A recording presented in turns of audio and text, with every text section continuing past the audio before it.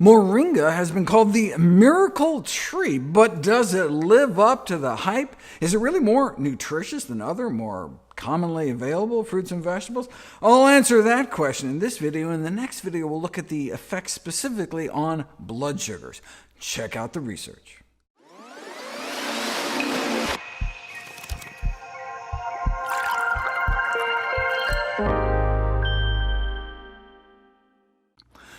Moringa is a plant commonly known as the miracle tree, due to its purported healing powers across a spectrum of diseases.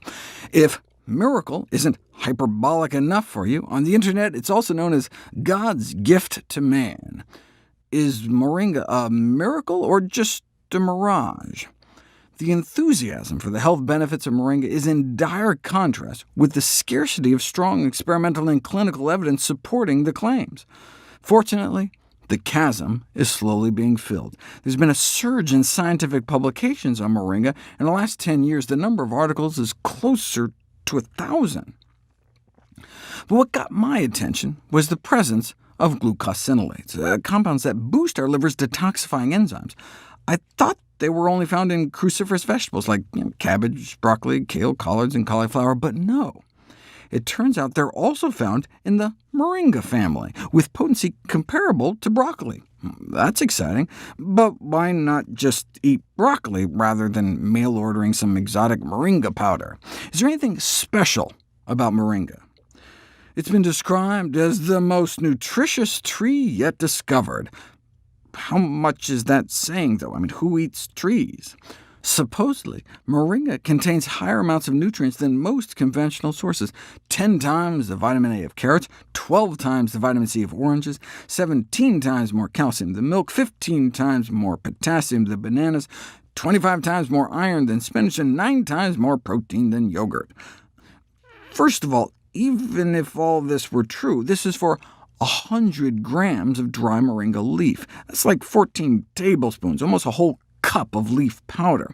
Researchers have had trouble getting people to even eat 20 grams, and so anything more would likely result in an excessively unpleasant taste due to the bitterness of the leaves. And secondly, the nutritional claims in these papers are quote-unquote adapted from Fugly, which evidently is just some lay publication. If you go to the USDA nutrient database, though, and enter a more doable dose, like the amount you might get in a smoothie, about 1 tablespoon for instance, a serving of Moringa powder has as much vitamin A as a quarter of 1 baby carrot, and as much vitamin C as 1/100th of an orange. So an orange has as much vitamin C as 100 tablespoons of Moringa.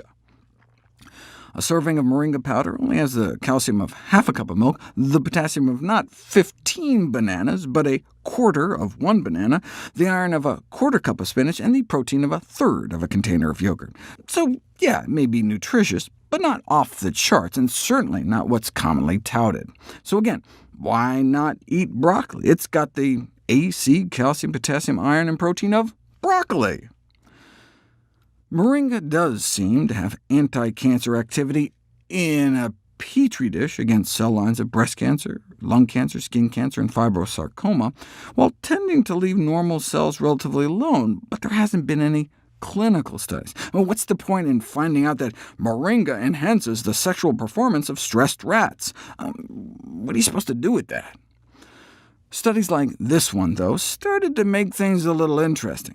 Researchers were testing the effects of a tablespoon Moringa leaf powder once a day for 3 months on antioxidant status, and saw a drop in oxidative stress, as one might expect from eating any healthy plant food. But they also saw a drop in fasting blood sugars from pre-diabetic levels over 100 to more normal levels. Now, that's interesting. I mean, should we start recommending a daily tablespoon of Moringa powder to diabetics? Was it just a fluke? Moringa and blood sugar control, a review of the current evidence, next.